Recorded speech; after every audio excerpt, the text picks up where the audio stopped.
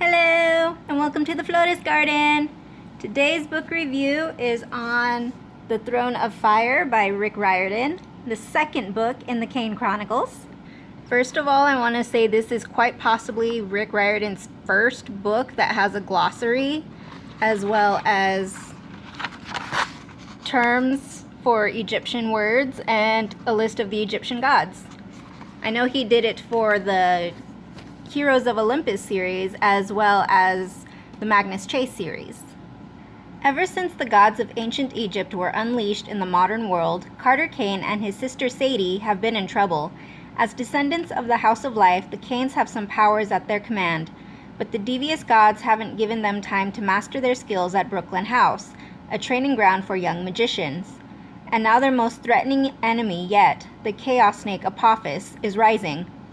If they don't prevent him from breaking free in a few days' time, the world will end. In other words, it's a typical week for the Kane family. To have any chance of battling the forces of chaos, the Kanes must revive the sun god Ra, but that would be a feat more difficult than any magician has ever accomplished. First, they have to search the world for the Book of Ra, then they have to learn how to chant its spells. Oh, and did we mention that no one knows what Ra is exactly? Narrated by two different wisecracking voices, featuring a large cast of new and unforgettable characters, and with adventures spanning the globe, the second installment of the Kane Chronicles is nothing short of a thrill ride. So just like within the Red Pyramid, it's dual point of view, 2 chapters Carter, 2 chapters Sadie, back and forth until the very end. Once again, a warning is included at the beginning of the book. This is a transcript of an audio recording. Carter and Sadie Kane first made themselves known in a recording I received last year, which I transcribed as the Red Pyramid. The second audio file arrived at my residence shortly after that book was published, so I can only assume the Kanes trust me enough to continue relaying their story. If the second recording is a truthful account, the turn of events can only be described as alarming. For the sake of the Kanes and for the world, I hope what follows is fiction. Otherwise, we are all in very serious trouble.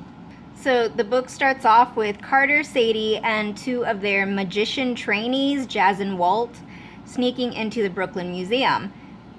They are there to borrow an Egyptian artifact that's supposedly going to help save the world from Apophis. In the museum, there's a wedding happening. I don't know if that's actually a thing that happens. I've never been to a wedding inside a museum, so if someone can confirm that, that'd be nice. Carter says that they have 5 days to get to the artifact and figure out how to use it. So just like with all of the other Rick Riordan books, this book is strictly on a timeline. As of at the moment, we do not know what the date is. All we know is that it's March, 3 months after the events of the Red Pyramid. Carter and Sadie overheard Jazz tell Walt, "We'll figure it out." But neither one of them, Walt or Jazz, will explain what they're talking about. But that is very important because it is referenced constantly until we get towards the end of the story. The artifact that they need is a statue of Khnum. It even says in the book that the name Khnum sounds like kaboom, so it holds the secret to finding the Book of Ra. Khnum made humans on a potter's wheel. Khnum was one aspect of the sun god. Ra had 3 different personalities. He was Khepri, the scarab god, in the morning, Ra during the day, and Khnum, the ram-headed god, at sunset when he went into the underworld. So that bit of information, keep in mind, we will come back to that later. Inside the statue of Khnum was a scroll. As soon as Sadie grabbed the scroll, magical traps went off all around the museum. Because of course they did. It's Egyptian mythology. Just think of like those Egyptian stories or movies where like booby traps go off and there's curses and other weird but cool stuff going on. One of the traps was a griffin appearing and attacked the magicians, while fiery creatures attacked the wedding party. Which is why I mentioned the wedding party earlier. The fiery creatures are called Bao. I believe that's how you say it. They are evil spirits. These were specifically the arrows of Sekhmet, plague spirits. One of the Bao told Carter that Zia, the real Zia and not a Shopti like it was mentioned back in the Red Pyramid, is asleep in the place of red sands. So that's all we know for now. And Carter freaks out because he's still looking for the real Zia because he believes that his destiny is entwined with hers. And he has a crush on her. Carter got control of the Griffin while Jazz defeats the Bao. Part of Jazz's magic is healing, so that really took a toll on her, and she ends up falling comatose from using all of the power she had. But before she passed out, she gave Sadie a wax figure of Carter. The wax figures that Jazz makes are like healing voodoo dolls, kind of. So with the scroll and a brand new Griffin, Carter, Sadie, Walt carried Jazz back to the mansion in Brooklyn. It turns out that the scroll was only a part of the Book of Ra. It comes in 3 parts. When Sadie went to bed that night, her Ba traveled to the House of Life beneath Cairo. She watches as Desjardins is talking to someone named Vladimir Menshikov. They know the Kanes have the scroll and mention there are 2 more that need to be collected. Menshikov convinces Desjardins to go after the Kanes and kill them. During this particular scene, the way Menshikov was talking to Desjardins, it kind of reminded me of Jafar controlling the Sultan in Aladdin with the snake staff. Perhaps I can divine a solution to this thorny problem. Don't worry. Everything will be fine. Everything will be fine. Like, it was really creepy and gave off that kind of vibe. Sadie wakes up to find Uncle Amos back from Cairo. And it is Sadie's birthday. Happy St. Patrick's Day! Turns out Sadie's birthday is March 17th. Let the shenanigans begin, which is a very perfect saying for what's going to happen next in the book. Sadie tells Amos, Carter, Bast, and all of their trainees what she had seen while her Ba was traveling. They need to awaken Ra by March 21st. March 21st is the spring equinox. It's where the hours of the day are perfectly equal. It's also the perfect time for magic. Bast is going to go keep an eye on Apophis's prison to make sure he doesn't escape before the Kanes find the other scrolls. Sadie just wants a few hours in London to celebrate her birthday with her friends, which is pretty understandable. I mean, it's her birthday. She's turning 13. It's a big number. Carter is pretty mad at Sadie because she wants to leave. I have a bit of mixed feelings here. On one hand, it is her birthday.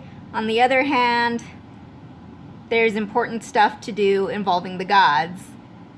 I mean, my birthday was included in the first book, and we were running for our lives in Las Cruces.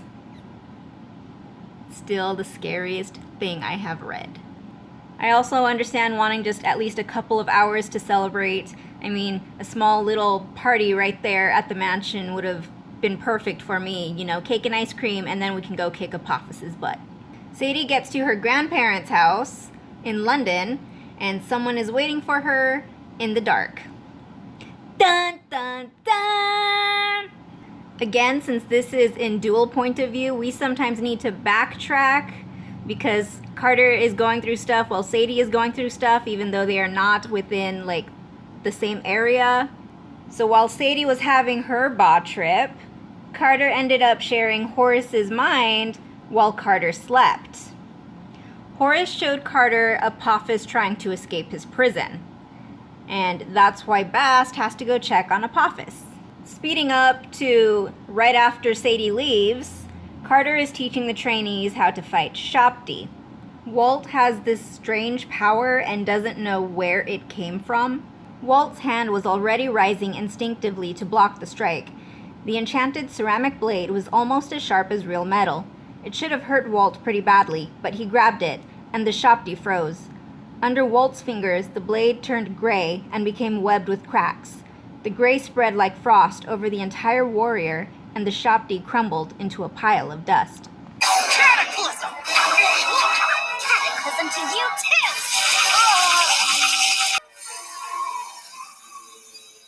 That ability sounds a little familiar.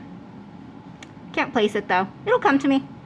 In the middle of the Shopti training, a three-headed snake with wings appears. It wants the scroll or it will kill Zia.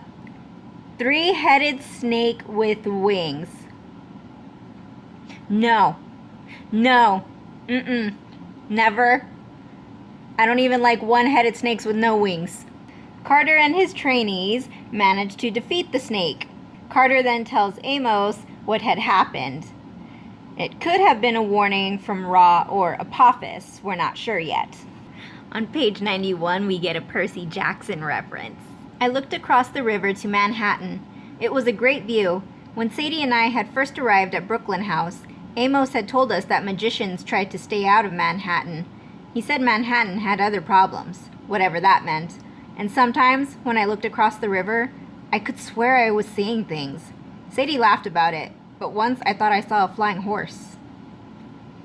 Carter is thinking about Zia and using a scrying bowl to try and find her. Walt wants to talk to Carter about his mysterious power. This is where we find out that Walt is hiding something, and it goes beyond what he and Jazz were talking about at the beginning. Carter changed the scrying bowl to focus on Sadie instead because he didn't want to be embarrassed by the fact that he's trying to find Zia. The boys end up noticing that there's something wrong in the scrying bowl. Sadie is in trouble. Carter and Walt jump onto the Griffin, who they named Freak, and go to rescue Sadie. Back to Sadie's point of view. Sadie's grandmother is being possessed by Nekbet, the vulture goddess. Nekbet is against the Kanes trying to bring back Ra. Gramps is being possessed by Bobby, god of baboons. Nekbet can't kill, so she allows Bobby to kill Sadie for her. However, Sadie manages to escape and literally runs into her friends, Liz and Emma. The girls run through London, being chased by Bobby. So just imagine this giant baboon, running through London and terrorizing the entire city. Kind of funny, but at the same time terrifying. I mean, have you seen baboons when they're angry? Not fun. The girls end up running into a cemetery where Anubis is waiting for them. Well, Sadie specifically. Anubis tells Sadie she can find the second scroll of the Book of Ra in St. Petersburg, Russia. Menshikov has it. Because of course he does. It's kind of like in the Red Pyramid when they had to go to Paris because Desjardins had something they needed. Sadie asks Anubis for help in defeating Nekbet and Bobby. Unfortunately, he can't leave the cemetery without a physical body, and therefore he can't help with the fight. Next time. Anubis gives Sadie a net jerry blade. It's used in a funeral ceremony, the opening of the mouth. Which, of course, makes sense. I mean, god of funeral rites. Anubis tells Sadie to go underground or cross a river to escape Nekbet and Bobby, which is pretty much all the help he can currently give until, he can find a human host. Sadie and her friends leave the cemetery and make it to the subway. They make it to Waterloo Station. Waterloo, couldn't escape if I wanted to. They are still being chased by Bobby and Nekbet. So much for going underground to escape. Sadie used magic to distract Nekbet and Bobby. A friend of Bast's arrives to take the girls to Waterloo Bridge. Waterloo, I was defeated and you won the war. Bast's friend is a dwarf god named Bes. B-E-S. And he gets pretty agitated if you add on that extra S. Bes scared off Neckbet and Bobby, freeing Sadie's grandparents from their possession. Yeah, don't ask about what he did to scare them off. If you really want to know, read the book, but I am not describing that. Liz and Emma promise to take care of Sadie's grandparents while Sadie and Bes start their quest for the second part of the Book of Ra. And it's finally here that Carter and Walt show up.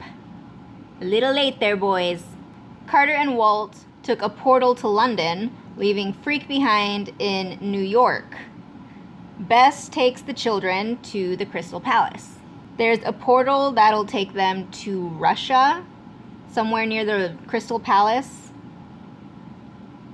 Bes says Walt can't go because of Walt's condition. And this is where we're circling back to Walt is hiding something. What we do know now is that it's some kind of condition. So with portals going from west to east, it kind of throws off the timeline a little bit. I mean, if you understand time, you know that time goes from east to west and not west to east. And we're jumping from London to Russia, which is west to east. So technically, by the time they get to Russia, it is now March 18th. So there goes Sadie's birthday in like the span of an hour, possibly. Bes took Carter and Sadie through the portal to St. Petersburg, Russia. The scroll can be found in the Tsar's Winter Palace. Nicholas was the Tsar of Imperial Russia.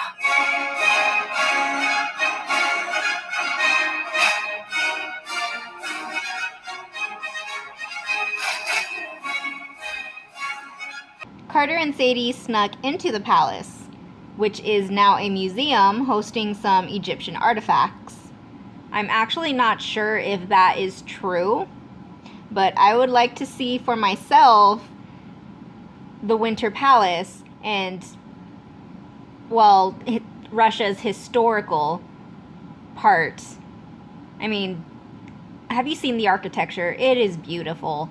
Plus, I'm just like super fascinated by historical sites. I mean, come on, it's pretty cool. There was an Egyptian grave marker inside the museum from the tomb of the scribe Ipi that worked in the court of King Tut. There was a false door on the grave marker. The gravestone has a border around it, like a window frame or a false door. Lots of tombs had those. It was like a symbolic gateway for the dead person's ba, so it could go back and forth from the duat. Sadie magically opens the door, and she and Carter step through into Menshikoff's private quarters. Menshikov is torturing a demon with a corkscrew for a head.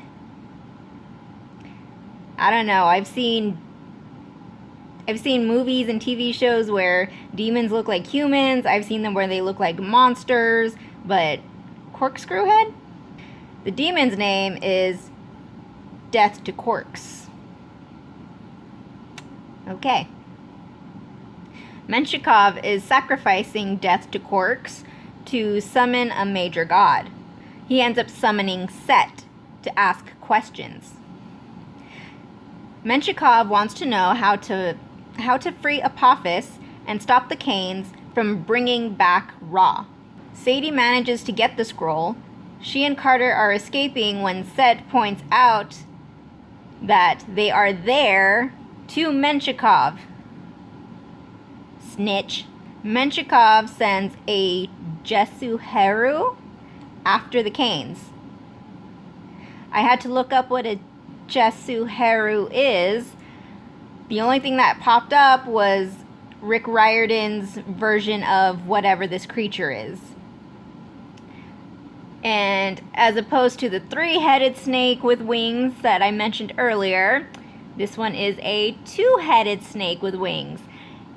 One less head does not make it any better. Okay, that is a big nope. Sadie gets Set to distract Menshikov while she and Carter run from the Jesuheru. Carter is bit by the snake, because I'm going to stop saying that word. It is ridiculously difficult for me. And it turns out that its fangs are venomous. Sadie kills the monster, and Carter is dying. Set appears, helping move Carter to safety. Okay, even if you did help Carter, you still snitched, okay? No. Set says he knows the location of the last scroll to the Book of Ra. He'll tell Sadie where to find the scroll. In exchange, she gives him back his secret name. It's quite simple. Just say, I give you back your name. You'll forget the proper way to say it. All right, Set, but I'll give you one last order. Evil Day, you are not to harm the Kane family. You'll maintain a truce with us at least until Ra has been awakened. I will do what you ask concerning your name. In exchange, you will tell me the location of the last part of the Book of Ra without trickery or deception. Then you'll depart for the Duat. Sadie, no!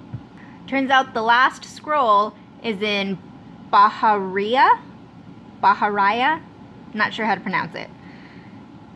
Set also mentions Zia's village was called Al-Hamra Makan.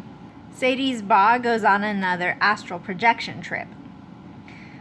Walt is asking Anubis for guidance, and Anubis is telling Sadie he'll do his best to ease Walt's pain. Again, circling back to whatever Walt is hiding, his condition. Sadie then talks to Jazz's Wren. Egyptians believed that there were 5 parts to the soul. The Wren, which is the name. Ka, which is the vital essence or life force. Ib, the spiritual heart, which is also known as good or evil. Ba, the personality. And Shut, the shadow. Jazz says Sadie has one chance to heal Carter with the clay statue that she gave Sadie. She also tells Sadie to ask Walt for help, because it's important. Sadie learns she needs Carter's secret name in order to heal him, and also learns what happened to Ra. Isis had tricked Ra into giving up his throne, and that's why he's been missing since forever. So this is all Ra speaking. Isis, you may think you have won because you mastered my secret name. Do you realize what you've started? Osiris may become pharaoh, but his reign will be short and bitter. This boat will no longer ride the Duat. The balance between Ma'at and chaos will slowly degrade. Egypt itself will fall. The names of her gods will fade to a distant memory. Then one day, the entire world will stand on the brink of destruction. You will cry out to Ra, and I will not be there. When that day comes, remember how your greed and ambition caused it to happen. Sadie then wakes up in Alexandria, Egypt. She managed to coax Carter's secret name out of him, used his secret name to heal him along with the clay figure Jazz had given her. Carter's name is never revealed, at all, ever. The Kanes and Bess spend the rest of the day resting. They are super drained from using all of the magic and from nearly dying, so it's a rest day. Bess explains about Bahariya. It's an oasis, way out in the desert. The mummies buried there were a secret until 1996. Then some fool donkey put its leg through a hole in the ground and broke open the top of a tomb. It's called the Valley of the Golden Mummies. The oasis is out of the way. Wasn't found until recently. There are also powerful curses in place to prevent portal travel. The mortal archaeologists have excavated some of the tombs, but there's still a huge network of tunnels and chambers no one's opened in thousands of years. With 2 parts of the Book of Ra, you should be able to track down the 3rd part once you get close enough. When magic items get broken up, the pieces are like magnets. The closer they get, the more they attract each other. Sadie confesses that Set had mentioned the name of Zia's village. Al-Hamra Makan means the red sands. So we're gonna circle back to the beginning when the bow told Carter Zia is asleep in the place of red sands. Carter says he needs to go find Zia because he feels she's important for their quest. There's not enough time to find the last scroll and Zia, so the Kanes decide to split up. Carter will go find Zia, obviously, and Sadie will call Walt to help her find the last scroll. Bess is going with Carter. We are now on March 19th, getting closer to the equinox.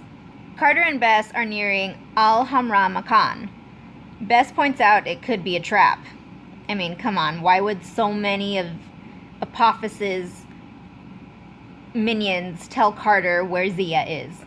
And if they knew where Zia was, why would they tell Carter instead of killing her? Zia's village is barely more than remnants. It's like, it doesn't exist anymore. It's just like bits of broken wood and clay all over the place. Carter's searching the banks of the Nile to see if he can find a clue as to where Zia might be. Carter and Bess are then attacked by water demons. This is where we get another Percy Jackson reference. I wished I had sea god powers, but they weren't exactly Horus's specialty. Carter tapped into Horus's magic to part the waters of the Nile, scattering the water demons. Just like Moses.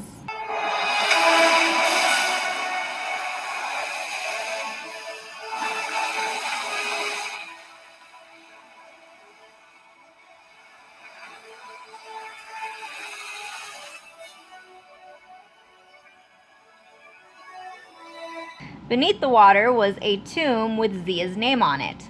Zia is magically asleep and was buried beneath the Nile.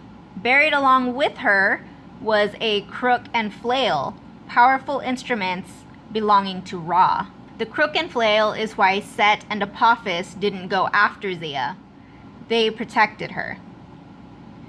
Pulling Zia out of her sarcophagus woke her from the sleeping enchantment, so unfortunately it was not like Sleeping Beauty.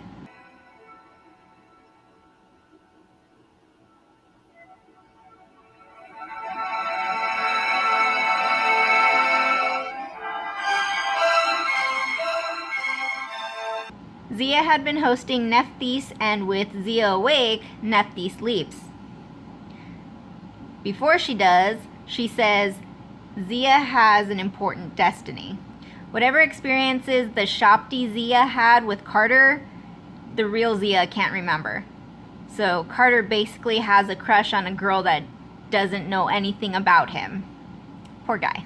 Desjardins and Menshikov had followed Carter to Al-Hamra Makan. They trapped Bess and convinced Zia to join their side. Dun dun dun! And now we're switching to Sadie. While traveling through Egypt with Walt is telling Sadie about his magical bloodline. Akhenaton was the pharaoh who decided to do away with all the old gods and just worship Aten, the sun. He built an entirely new city at Amarna, but he was the first one who had the idea that the old gods were bad. He tried to ban their worship, shut down their temples. He wanted to worship only one god, but he made a strange choice for the one god. He thought it was the sun. Not the sun god Ra, the actual sun disk, Aten. Anyway, the old priests and magicians, especially the priests of Amun-Ra, weren't too happy with Akhenaton. After he died, they defaced his statues, tried to wipe out his name from all the monuments and stuff. Amarna was completely abandoned. Egypt went back to the old ways. The gods weren't happy with Akhenaton, as you can imagine. His son, Tutankhamun, also known as King Tut, was the first to suffer the curse. He died at 19, and he was one of the luckier ones. A curse. Walt only manages to get that far in his family history when he and Sadie finally reach the oasis in the middle of the desert. And you're sitting there screaming, "What curse? You cannot just throw that out there and not elaborate on it. Come on, boy." Bast manages to send a message to Sadie and Walt through a cat. Because remember, Bast is the goddess of cats. Apophis wants Ra to rise so he can swallow the sun and create chaos. Apophis wants chaos, I said. He wants to divide his enemies. If Ra comes back, it could throw us into a civil war. The magicians are already divided. The gods would be fighting each other. There would be no clear ruler. We have to stick to the plan. We need Ra. Ma'at and Chaos have to balance, right? If Apophis rises, Ra has to as well. And throughout the rest of the book, the phrase, make order from chaos, is constantly repeated. So remember that. Make order from chaos. The last part of Bast's message was, beware the Romans on the way to the third scroll. Woohoo! Time for the heroes of Olympus! No, not yet. Wait, what do you mean not yet? Darn it! Sadie blasted open an entrance into a tomb, crushing a whole bunch of mummies. Need I remind you that Anubis is the protector of the dead, the god of funeral rites. And you just crushed a bunch of mummies. Major oof. Not a good way to impress the jackal god, okay? We come across Roman ghosts in the tomb, Appius Claudius Iratus being one of them. I said not yet. The Romans had been mummified and buried in Egypt. There's actually a full explanation about it inside the book. The Romans' ghosts can't go to Pluto's realm of death because they had an Egyptian funeral. And they can't go to the Egyptian afterlife because their funeral rites weren't completed properly. And the ghosts are trapped inside the tomb. Will you get out of here already? Sadie said she and Walt can help the ghosts move on if they help her find the scroll for the Book of Ra. Claudius took Sadie and Walt deeper into the tomb to Egyptian mummies and not the rest of the Roman ones. They came across the statue of the god Ptah. He is the god of craftsmanship. Claudius mentions Walt is one of Anubis's chosen because Walt is dying. That curse, along with whatever condition Walt has, that's it. Walt is dying. As soon as Sadie finds out about that, Walt continues on with his family's history. Akhenaton's curse runs in my family. Kind of a genetic disease. Not every generation, not every person, but when it strikes, it's bad. Tut died at 19. Most of the others, 12, 13. I'm 16 now. My dad was 18. I never knew him. So that information is important for later because we still have one more book to go. The Scroll of Ra is behind fallen debris near the statue of Ptah. Sadie uses her magic to move the debris to get to the scroll. Sadie and Walt left an offering for Ptah before leaving because it's only fair. I mean, come on. The Roman mummies came to life and went after the children. So, in my mind, there wasn't really much of a difference between Egyptian mummies and Roman mummies because they're both mummies. But at the same time, I kind of envisioned like their Roman ghosts in togas and other Roman attire just hovering in the background, telling their mummified bodies, go get them, go, go. Rats were sent by Ptah to destroy the Roman mummies, and Claudius vanished. Remember, Bast said, beware the Roman mummies. They were not to be trusted. Ptah says Carter needs help. He gives Sadie advice, courage, hope, and sacrifice. He tells Sadie to go to the top of the Great Pyramid to summon Ra. Now, the Great Pyramid is one of the ones over in Egypt. Ptah opens a portal to send Walt and Sadie to Carter.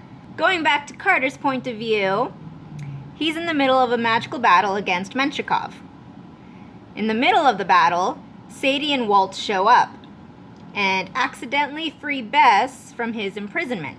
They defeat Menshikov and Desjardins, and Zia passes out because whatever had happened to her in her enchanted sleep had weakened her, so she needs time to rest. Bess and the children and Zia head for the Great Pyramid in Cairo. While there, Carter's Ba astral projects to talk with Horus. Horus tries to convince Carter not to raise Ra so that Horus can be king. Calm down, dude. Okay, you had your chance. Ra needs to come back. Carter also sees Menshikoff's army that's to attack his mansion in Brooklyn to destroy the trainees. So remember, Menshikoff's army and followers are all adults. The trainees, the oldest is quite possibly 18, 19, 20. Like, they're a bunch of adults about to attack children. We are now on March 20th, one day before the end of the world. It's the end of the world as we know it. Carter woke up in a hotel room in Cairo. It's 3 p.m. He literally slept like the entire day away, which doesn't give him much time for preparations for the end of the world. Everyone's just kind of hanging around. They can't really do anything until sunset. If we want to find Ra, we'll have to follow his journey, which means going into the Duat at sunset and coming back out at sunrise. While we're waiting for sunset, we get a bit more information on Menshikov. It turns out he is descended from the priests of Amun-Ra, the ones that cursed King Tut and his descendants.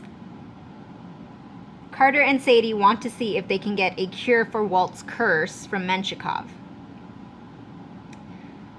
Bess and the children went to the Great Pyramid, and at sunset, Carter and Sadie went through a portal into the Duat. As soon as they entered, they came across Nekbet and Bobby again, except neither one of those gods is attacking. They're just kind of there glaring at them like, we don't like you.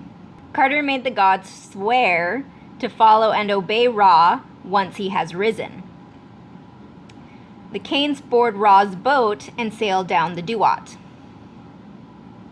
They need to pass through the 12 houses of the night.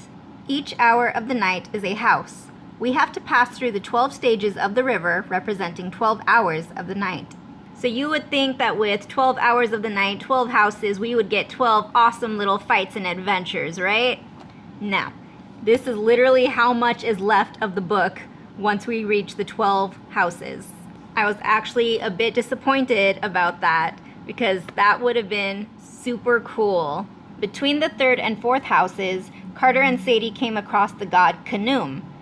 Khnum will let them pass if they know his true name. Sadie realizes why they really need to bring back Ra. Ra was the first god to rise out of chaos.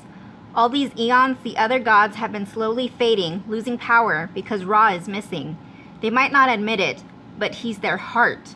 Ra's the center of Ma'at, and that's why Apophis wants to bring back Ra.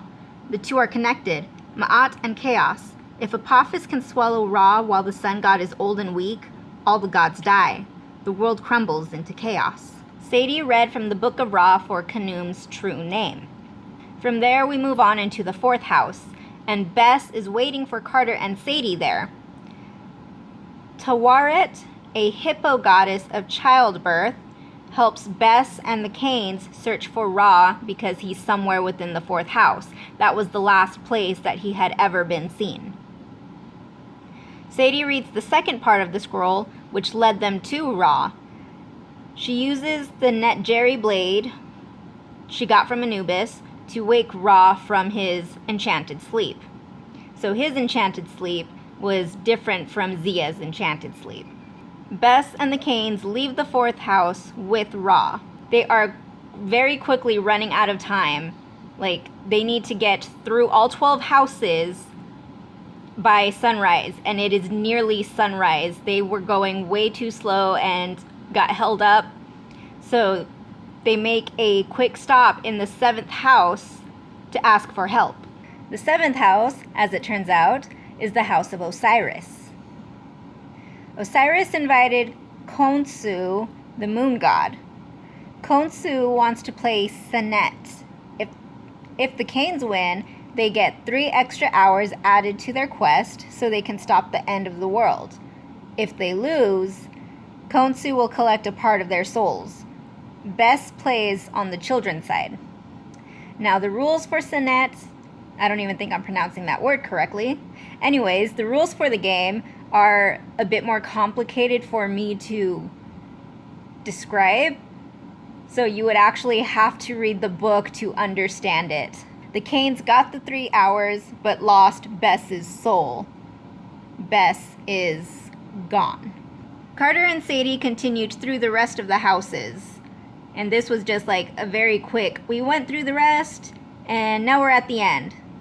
Again, I wish we could have gotten like little adventures in each house, but it is what it is. At the 12th house, they run into Menshikov. The last part of Ra is the scarab god Khepri. Menshikov's demons are searching for Khepri amongst thousands of scarab beetles. Ugh. So when I was a kid and I watched The Mummy for like the billionth time, seeing all of those scarab beetles used to freak me out. I'm not afraid of bugs, I'm not afraid of beetles, just those specific beetles, because they ate people in The Mummy, and that used to scare me like to no end.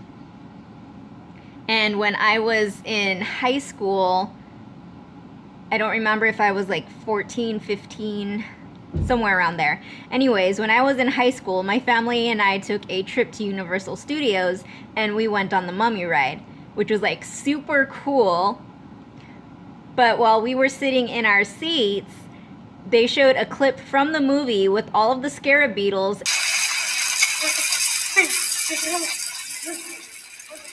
And they had bits of water and air rushing all over our legs so that it felt like the beetles were crawling all over you, and I screamed and jumped onto my chair.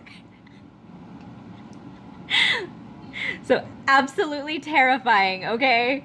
Just imagining all those scarab beetles in the book, I freaked out a little bit, just ugh. Desjardins caught up with the Kanes at the 12th house.